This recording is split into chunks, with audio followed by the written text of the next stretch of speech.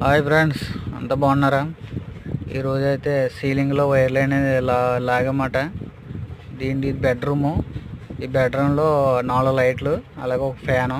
దీంట్లో రూపులు గట్ట ఏమీ లేవు. 2 బెడ్రూమ్లు కూడా అంతే. ఇది హాల్ మాట. ఇది హాల్లో అలాగే మనకి 6 లైట్లు వస్తాయన్నమాట. ఇటు మూడు లైట్లు వస్తాయి పొడవుగా. మధ్యనేమో జోమరకాయ. ఇది జోమర్ మాట ఫ్రెండ్స్. అలాగే ఇది వచ్చి సెంటర్ ఫ్యాన్. ఇది ఫ్యాన్ రూప్ అంట.